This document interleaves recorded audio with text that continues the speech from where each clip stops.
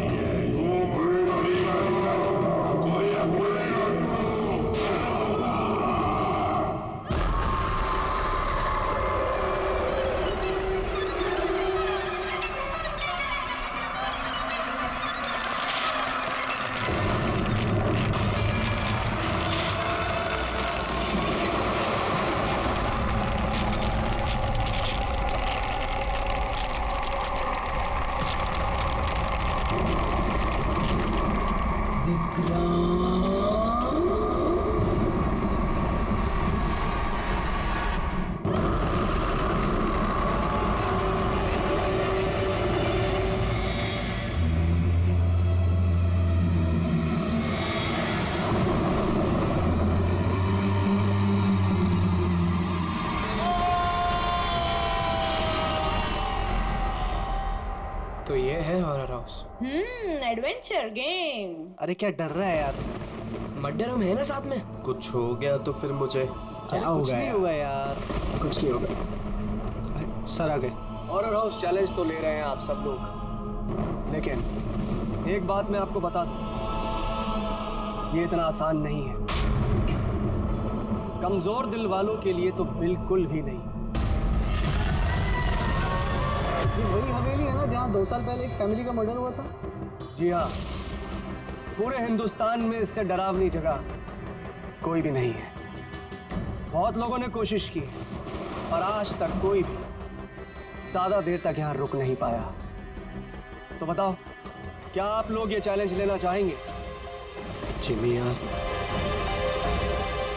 All the best. Jimmy, तुझे डर नहीं लग रहा है क्या यहाँ पर? ये डर किस बात का? मुझे सीआईडी ऑफिसर बनना है, एसीपी प्रद्युम्न जी की तरह, रेम और strong. Morning sir. Good morning Jimmy. आज कैसे आना हुआ तुम्हारा? कैसे हो तुम? मैं बहुत बढ़िया हूँ सर, एकदम आपकी तरह। मेरे तरह? सर अगर आपकी तरह रहूंगा भी तो बड़ा होकर आपके जैसे सीआईडी ऑफिसर बन पाऊंगा। अरे वाह, मेरे जैसे बनना है? सीआईडी में एसीपी बनोगे? वैसे भी ये सब तो फेक है, कुछ रियल है ही नहीं, सिर्फ डराने के लिए बना। कुछ देर अंदर रहेंगे फिर चल जाएंगे हम बाहर।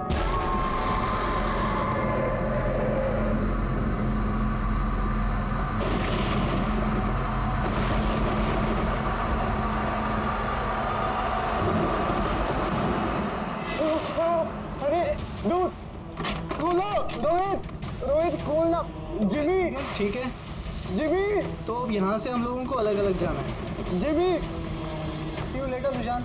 अरे Jimmy please open the door. Jimmy, कुछ नहीं होगा। रोहित, चलना है यार। Guys please come back guys.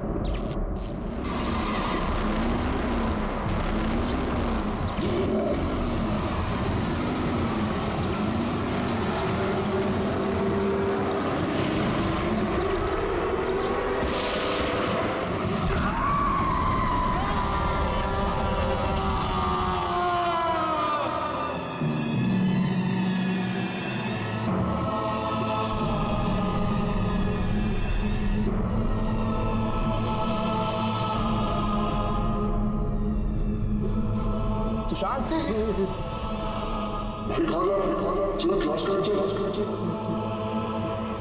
Sushant क्या हो गया? कल रात को तेरी मॉम का भी कॉल आया था। कुछ तो बोल।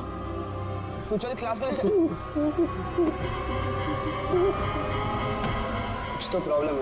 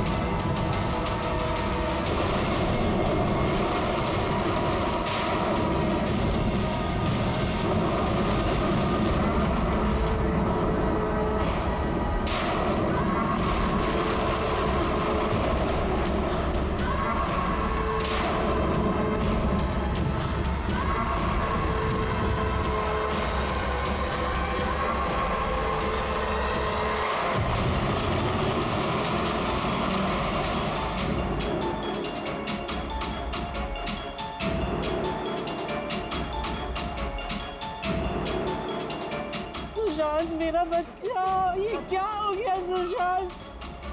छोड़ो मुझे प्लीज, छोड़ो सुशांत, ये तुम्हें क्या हो गया सुशांत?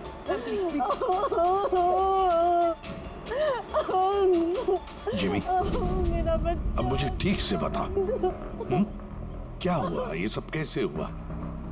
सर वो कॉलेज आया और स्टेज चढ़ के ऊपर जा रहा था। मैंने उसे रोका कि चल क्लास का टाइम हो गया, चल साथ में। पर सर उसने मेरी बात सुनी ही नहीं सर। और वो टेरेस जाके मुझे उसे रोक लेना चाहिए था सर। अगर मैं उसे रोक लेता तो ऐसा नहीं होता सर। जिमी, देखो बेटा, अपने आप को ब्लेम मत करो। क्या तुम्हें थोड़ी पता था कि ये ऊपर जाकर ऐसे करेगा? Don't blame yourself. नहीं सर, कुछ तो प्रॉब्लम थी सर। पिछले 2 दिन से सुशांत ऐसा ही है सर। ना किसी से बात करते हैं, बहुत अजीब बिहेव कर रहा था सर। मुझे उससे बात करनी चाहिए थी। अगर मैंने बात की होती तो सर शायद कुछ। अच्छा, ये पिछले 2 दिन से क्या हुआ? क्या था? क्या प्रॉब्लम क्या थी? हैं? हम लोग सर उसको हॉरर हाउस लेकर गए थे। उसका मन नहीं था जाने का, फिर भी उसको फोर्स करके लेके गए थे सर।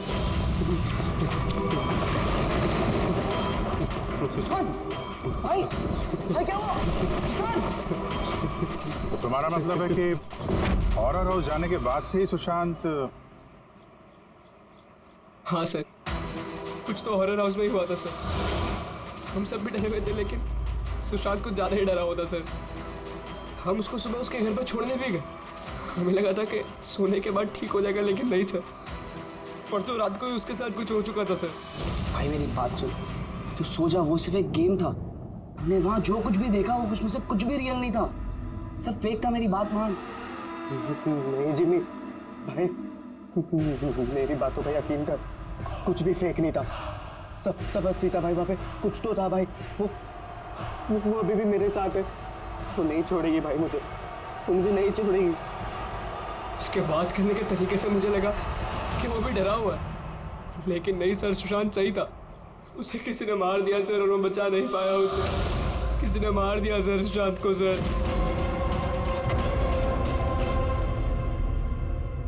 ये देखो बॉस, ये सीटी स्कैन किसका? ये एक 80 साल के बूढ़े के ब्रेन का सीटी स्कैन है। इस आदमी को एक बहुत ही भयानक ब्रेन की बीमारी हुई।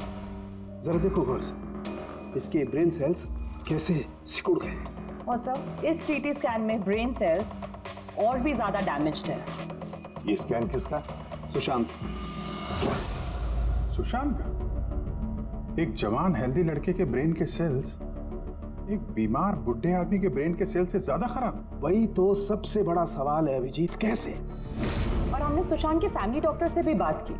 उन्होंने भी कहा कि सुशांत बिल्कुल फिट था, ना कोई हेल्थ इश्यूज, ना दिमाग की बीमारी, कुछ भी नहीं। सर जिमी ने बताया था कि हॉरर हाउस से लौटने के बाद ही इस सुशांत के बिहेवियर में चेंज आ गया था। और सर सुशांत की माँ का भी यही कहना था कि सुशांत अजीब अजीब सी बातें करने लगा था। उसे लगता था कि उसके आसपास कोई है जो उसे मारना चाहता है, पर ऐसा कुछ भी नहीं था। और सिर्फ 2 दिन में सुशांत को स्किज़ोफ्रेनिया के सिम्टम्स होने लगे। इम्पॉसिबल। अभिजीत, जिमी की बात सही हो सकती है। ये कोई आत्महत्या नहीं, खून है, खून। पर खून कैसे?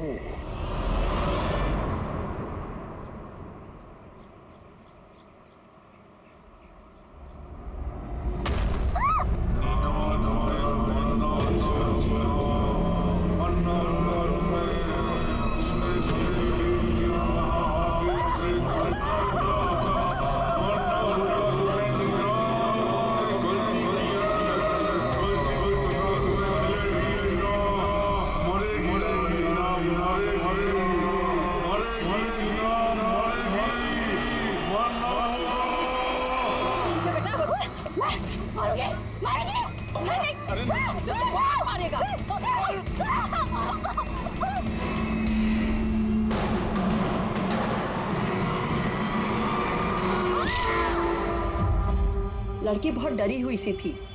ऐसा लग रहा था कि कोई इसका पीछा कर रहा है। अजीब अजीब सी बातें कर रही थी। हम लोग तो इसकी मदद कर रहे थे। हम लोगों को देखकर भागने लगी और गाड़ी के सामने आ गई। तुम लोग नीना के फ्रेंड्स हो ना, तो तुमने कभी इसे अजीब सा बिहेव करते हुए देखा है? बिल्कुल ठीक थी वो, पर आज जब वो कॉलेज आई बिल्कुल बदली हुई सी बिहेव कर रही थी। पूछने पर कुछ बताया भी नहीं उसने। फिर अचानक से क्लासेस छोड़ के चली गई।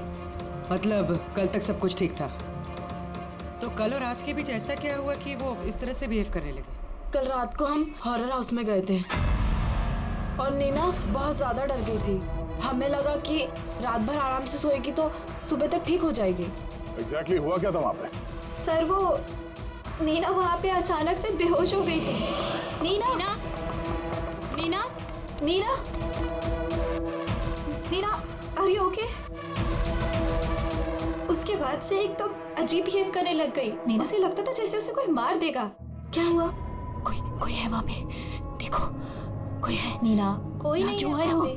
जाओ गो, कोई नहीं है वहाँ। मैं जहाँ जाती हूँ वहाँ चले आते हैं।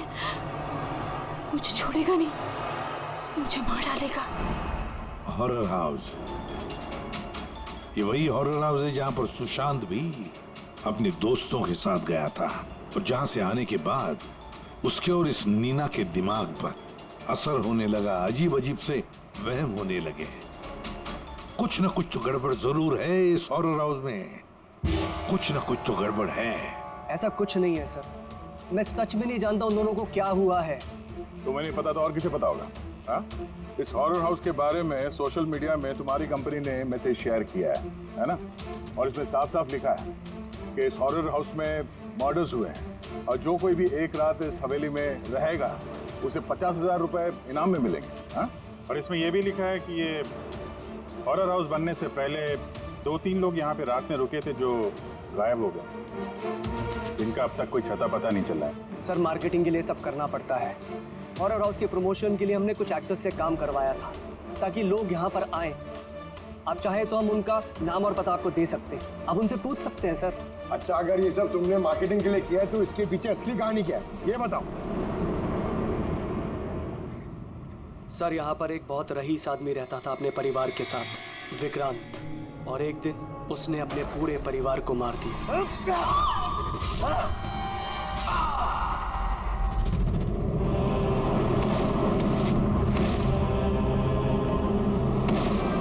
मुझे मार दिया, सबको मार दिया मैंने, सबको मार दिया मैंने।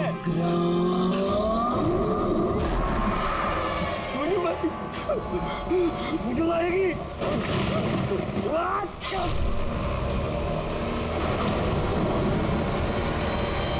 हाँ सर, विक्रांत के बारे में मैंने न्यूज में देखा था। सर ये जगह वैसे ही भूत बंगले के नाम से बदनाम थी, तो क्यों ना इससे कुछ पैसा कमाया जाए। तो स्कूल और कॉलेजेस के बच्चों को ये चैलेंज देकर तुमने पैसा कमाने का नया तरीका निकाला, हाँ? मगर तुमने सोचा तुम्हारे लालच ने दो एक्टर्स की जान ले ली। सर, आपको पता है ना हॉरर हाउस क्या होता है? यहाँ पर सब कुछ नकली होता है सर। डराने के लिए डेड बॉडीज की जगह नकली एक्टर्स होते हैं। खून की जगह लाल रंग होता है। लाउड नॉइजेस होती है, दैट्स इट। सर, ऐसी कोई भी चीज नहीं होती जिससे किसी को खतरा हो। सर डॉक्टर साळुंके का मैसेज है। नीना के सीटी स्कैन से पता चला कि उसके ब्रेन सेल्स बहुत तेजी से उसी तरह डैमेज हुए हैं जैसे सुशांत के केस में हुए थे। हाँ बोलो, अगर ये सब नकली है, नाटक है, तो किसी के दिमाग पे इतना बुरा असर कैसे पड़ सकता है? हाँ? सर, मुझे इसके बारे में कुछ नहीं पता, मैं सच कह रहा हूँ। ठीक है, आज रात इस हॉरर हाउस में हम लोग रुकेंगे। पता तो चले बिजनेस के नाम पे यहाँ पे कौन कौन सा खेल खेला जा रहा है।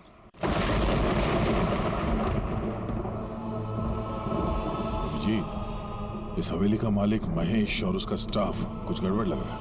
लगता है वही लोग हैं जो ये सब कर रहे हैं। हम लोग अलग अलग रूम में जाएंगे, अकेले। इतना तो पता है ना सबको कि इन लोगों ने ऐसा कुछ इंतजाम करके रखा है कि जिससे सबको डर लगे, हैं?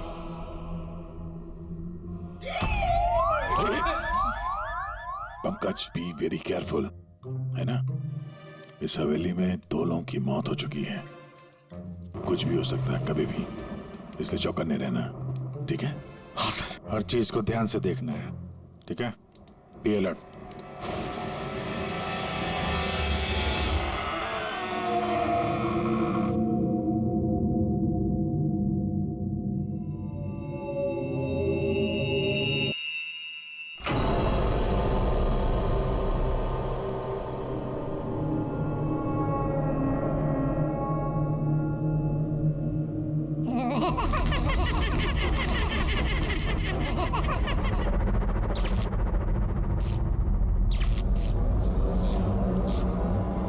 अगर दरवाजे तक जाना है तो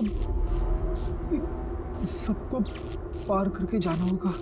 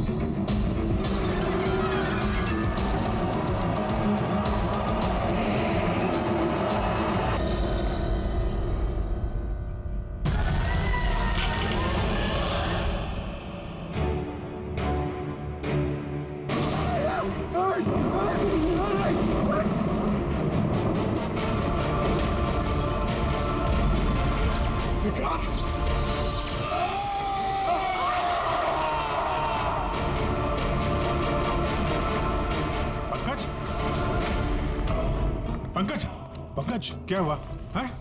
पंकज, क्या पंकज, संभाल के। तुम ठीक हो? ठीक तो हो? क्या हुआ? रेडी, इसे हॉस्पिटल ले जाओ जल्दी। पंकज, पंकज, चलो चलो। संभाल के। पंकज, क्या हुआ?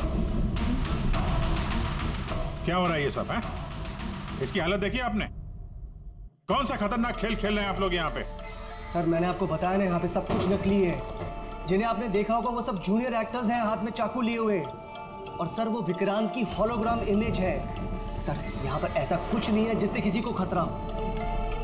तुम एक ही बात को 1000 बार कह लो, मगर एक बात साफ है, यहाँ कुछ तो है जो ठीक नहीं है। बॉस, पंकज की हालत अब पहले से बेहतर है। उसका सीटी स्कैन किया गया और स्कैन में ऐसी कोई बात नहीं आई है जिससे कोई चिंता हो। ये बहुत अच्छी बात हुई कि आप लोगों ने बिल्कुल सही वक्त पर पंकज को हॉरर हाउस से बाहर निकाल दिया। समझ में नहीं आ रहा है, हम सब लोग थे वहाँ हॉरर हाउस में, और कुछ कमरे ऐसे थे जहाँ पे थोड़ा डर लगे, घबराहट जैसी हो, तो हम तुरंत दूसरे कमरे में चले जाते थे। पंकज ने भी यही किया होगा। सिर्फ उसी के साथ ऐसा क्या हुआ कि उसके दिमाग में इतना गहरा असर हो गया? सर ये सुशांत और नीना अपने अपने दोस्तों के साथ वहाँ हॉरर हाउस में गए थे, लेकिन असर सिर्फ इन दोनों पे ही हुआ। इनके दोस्तों पे कोई असर नहीं हुआ था, सब नॉर्मल थे। सर हो सकता है उस हॉरर हाउस के किसी खास कमरे में वो चीज़ हो जिससे इंसान के दिमाग पे बहुत बुरा असर करता है। ये पंकज, सुशांत, नीना उस कमरे में गए तो उनके दिमाग पे असर हुआ, बाकी के लोग उस कमरे में गए नहीं तो असर हुआ नहीं होगा। हो सकता है गया, हो सकता है, पर कौन से कमरे में, ये कमरा कौन सा है, ये तो पता लगना चाहिए। सर मुझे वहाँ पे विक्रांत की डायरी मिली। जिस दिन उसने अपनी फैमिली का खून करके आत्महत्या की, उसके कुछ दिन पहले इसने लिखा है, या मैंने फिर से उन्हें देखा, उनकी आवाजें सुनाई देती हैं। वो लोग हर जगह पे मेरा पीछा करते हैं, मैं रात को सो नहीं पाता, किसी पे भरोसा नहीं है मुझे। उस शैतान ने सबको अपनी तरफ कर लिया है। और हैरानी की बात यह है कि इसके पहले जो कुछ लिखा है वो बिल्कुल नॉर्मल है, उसमें कोई खतरे और डर की बात नहीं है। जो कुछ भी हुआ है अचानक हुआ, ऐसा सुशांत और नीना की तरह। बात समझ में नहीं आ रही अभिजीत, ये विक्रांत, इस विक्रांत ने अपने पूरे खानदान का कत्ल कर दिया और फिर डर के मारे उसने अपनी जान ली, आत्महत्या कर ली। नहीं अभिजीत, कुछ ना कुछ तो गड़बड़ जरूर है, कुछ ना कुछ तो गड़बड़ है। कहीं ऐसा तो नहीं कि सुशांत और नीना की तरह किसी ने विक्रांत को ही मारा था? आत्महत्या नहीं, खून है विक्रांत का। तो क्या हुआ होगा विक्रांत के साथ, क्या हुआ होगा, पता कैसे चलेगा? सर विक्रांत की फैमिली में सिर्फ एक लड़की जिंदा है, उसकी बड़ी बेटी राधिका। राधिका? सर अगर मैं आज जिंदा हूं तो सिर्फ इसीलिए क्योंकि उस दिन मैं शहर से बाहर थी, एक ट्रिप पर गई थी और जब वापस आई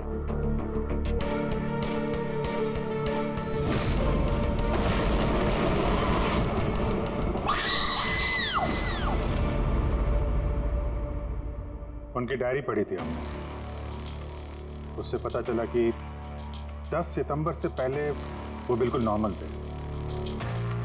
उसके बाद से उन्हें किसी से डर लगने लगा, अपनी जान खतरे में महसूस होने लगी। 10 सितंबर। सर 10 सितंबर को तो हमने डैड का 50th बर्थडे सेलिब्रेट किया था। सब लोग आए थे, फैमिली, फ्रेंड्स। सर डैड तो बहुत ज्यादा खुश थे।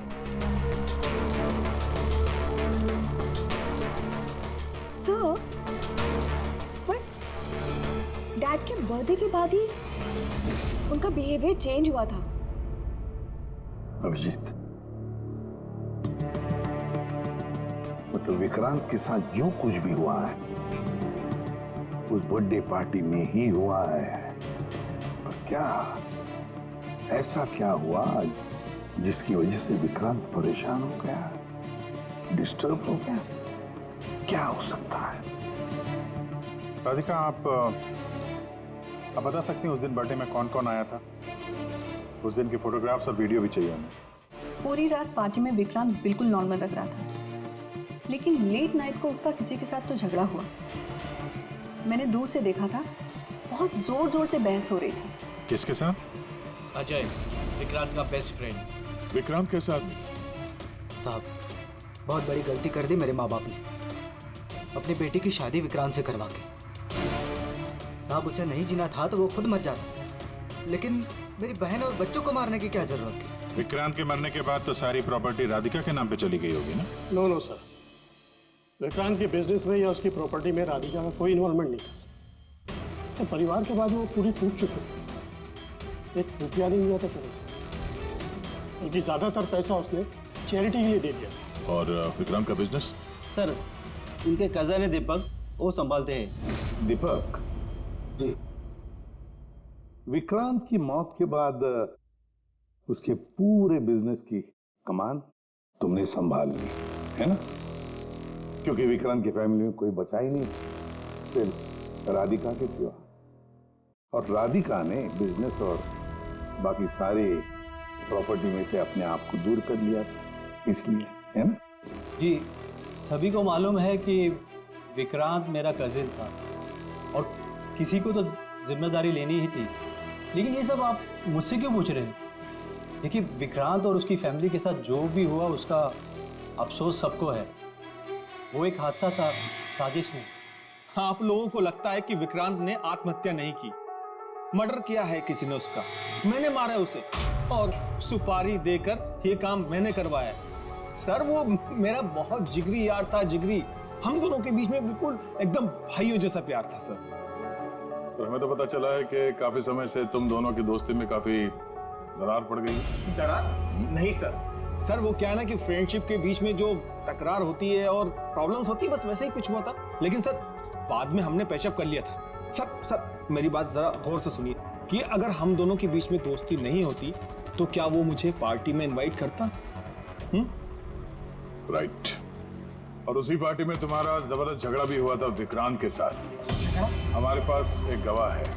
नहीं सर, नहीं, झगड़ा नहीं हुआ था। वो क्या था कि 3-4 पैक अंदर जाने के बाद बस हम दोनों हाइपर हो गए थे और उसके बाद हम दोनों में बहसाबाजी शुरू हो गई थी। That's it. हद करते हैं मैम आप लोग। पूरी दुनिया जानती है कि विक्रांत ने अपनी फैमिली का मर्डर करके खुद सुसाइड कर लिया। हो सकता है उसकी कोई बहुत बड़ी प्रॉब्लम हो। पुलिस ने भी ये केस क्लोज कर दिया है, तो आप फिर क्यों 2 साल बाद मुझे इस केस में फंसाना चाहती हैं? I mean, मैं ऐसा क्यों करूंगी? देखिए, हमें तो बस इतना पता चला है कि विक्रांत की कंपनी में बरसों काम करने के बाद भी आपको प्रमोशन नहीं मिला। इनफैक्ट विक्रांत तो आपको नौकरी से निकालना चाहते थे, और फिर अचानक विक्रांत की मौत के बाद आपकी फाइनेंशियल कंडीशन काफी बेहतर हो गई। हाँ, तो मतलब आप ये कहना चाहती हैं कि मैंने विक्रांत का खून करके उसकी पूरी प्रॉपर्टी पर कब्जा कर लिया? Is that you want to say?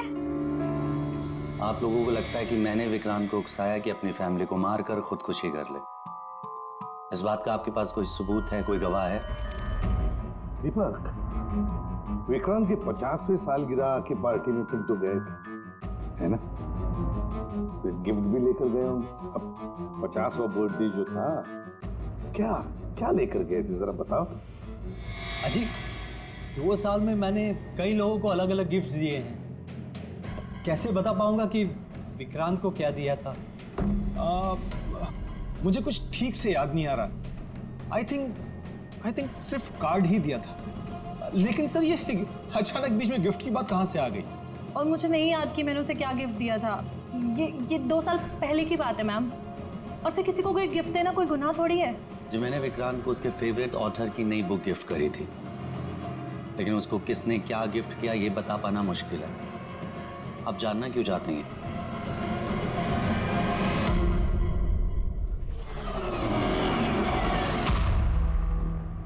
इन सबसे पूछताछ कर लिया सर। ये चारों लोग, अजय, दीपक, दिव्या, नंदन, चारों गड़बड़ लग रहा है। सर, इन लोगों से सच उगलवाना बड़ा मुश्किल है। हाँ सर, 2 साल हो गए इस बात को। कोई सबूत, गवाह मिलना थोड़ा मुश्किल है। इसी बात का फायदा उठाया है इन लोग। अगर इतना तो तय है कि इनमें से कोई एक झूठ बोल रहा है, और वही है विक्रांत का कातिल। अभिजीत, फिर भी एक सवाल उठता है कि अगर किसी ने भी एक चीज गिफ्ट दी है जिसकी वजह से इंसान का दिमाग खराब होता है, तो फिर विक्रांत का ही दिमाग खराब क्यों हुआ उस चीज की वजह से? वहां पर और भी तो लोग थे उस घर में, उनको कैसे कुछ नहीं हुआ?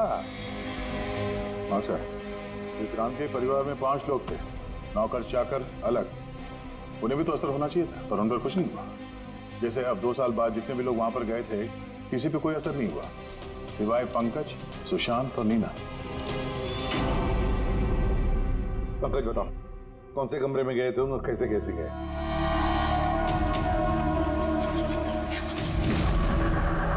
ये कॉरिडोर था सर। मैं सीढ़ियों से नीचे आया सर, ये कॉरिडोर क्रॉस करके यहाँ हॉल में गया सर। हॉल में सर फिर वो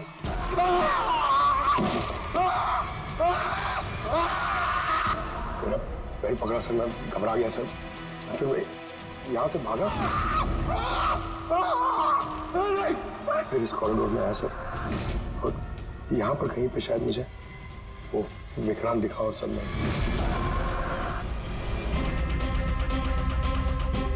हाँ सर, पंकज हमें यहाँ इस कॉरिडोर में मिला था यहाँ पर, और नीना को उसके दोस्तों ने भी इसी जगह पे देखा था,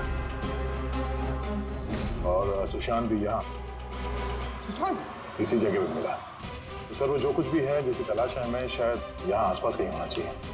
ऐसे वो हो क्या सकता है? वहां पर तो एंटीक्स, पेंटिंग्स, न जाने क्या क्या था। ऐसी कौन सी चीज है जिसकी वजह से वो लोग मारे गए? सर, विक्रांत की मौत 2 साल पहले हुई थी और इन दोनों की मौत अभी अभी हुई है 2 साल बाद। ऐसी कौन सी चीज है वहां पे जिसकी वजह से ये सब मौतें हो रही है? तो क्या चीज है कातिल जानता है।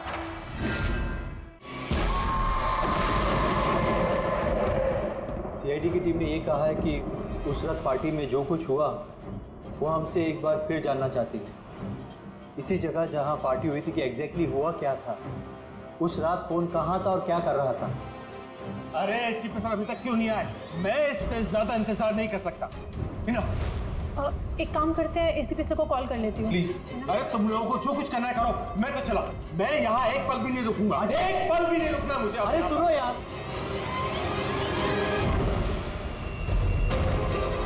हेलो सर, मैं दिव्या। आपने हम सबको हॉरर हाउस में बुलाया था ना, हम लोग आ गए हैं। हाँ जी, मैं, नंदन, अजय और दीपक। क्या आपने बुलाया ही नहीं? ऐसी कोई बात ही नहीं हुई? Okay sir. क्या हुआ? एसीपी का कहना है कि उन्होंने हमें बुलाया ही नहीं। अरे ये हो क्या रहा है? पता नहीं, शायद किसी ने हमारे साथ मजाक किया है। चलो चलते हैं यहाँ से। चलो जल्दी चलो। कहाँ चलते हैं? ऊपर से बाहर जाने का कोई रास्ता नहीं है। अब क्या करेंगे हम?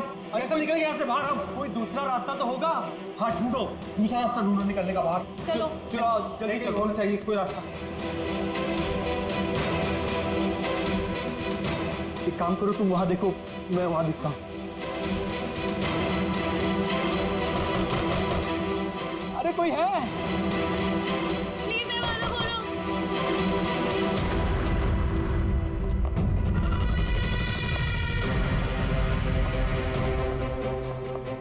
ये क्या तमाशा है सर? आप क्यों परेशान कर रहे हैं हमें? परेशान नहीं कर रहे थे, सिर्फ परीक्षा ले रहे थे, और परीक्षा का रिजल्ट भी आ गया।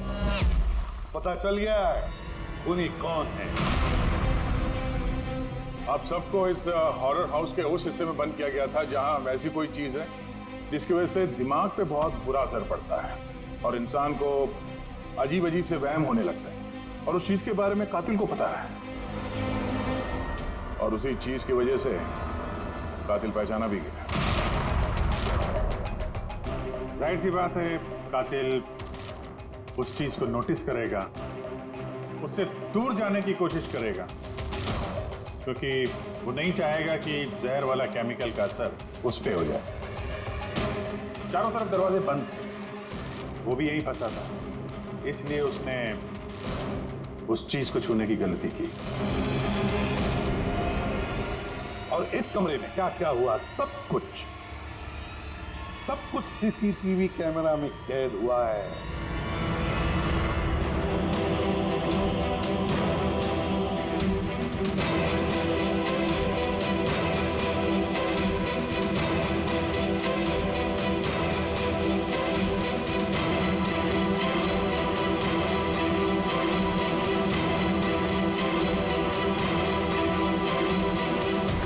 सबको लगता था कि विक्रांत एक अच्छा इंसान है, लेकिन ये सच नहीं था। वो बड़ा ही घटिया इंसान था। उसका अफेयर मेरी पत्नी से हो गया था। मेरी पत्नी को इस गलती का एहसास था।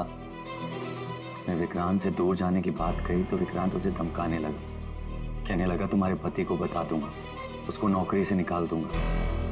शर्मिंदगी में मेरी पत्नी ने खुदकुशी कर ली। और इसलिए तुम विक्रांत से बदला लेना चाहते थे? मेरा एक दोस्त केमिस्ट में था। मुझे उससे उस टॉक्सिन जहर के बारे में मालूमात पड़ी। मुझे पता लगा ये एक ऐसा केमिकल है जिससे इंसान दिमागी तौर पर बीमार हो जाता है। मैंने विक्रांत को गिफ्ट देने के लिए एक एंटीक लालटेन खरीदी और उसकी बत्ती को उस केमिकल में डिप करके उसे गिफ्ट दे दिया। जब विक्रांत उस लालटेन को जलाता तो उस बत्ती से उठने वाला धुआं कमरे में फैल जाता। विक्रांत पर उस जहरीले धुएं का असर वैसे ही होने लगा जैसा मैं चाहता था। धीरे धीरे वो पागल होने लगा और एक दिन उसने पागलपंती में अपने पूरे खानदान को खत्म कर दिया और खुदकुशी कर ली।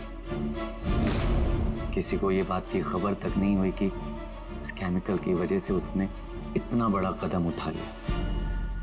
और एक दिन केस बंद हो गया। बाद में विक्रांत के इस घर को महेश के फादर ने खरीद लिया। महेश ने इसे हॉरर हाउस बनाया और बिजनेस स्टार्ट कर दिया। लेकिन वो लालटेन अभी भी यहीं थी, स्टडी रूम में नहीं, कॉरिडोर में, जिसकी वजह से ये सब हो रहा था।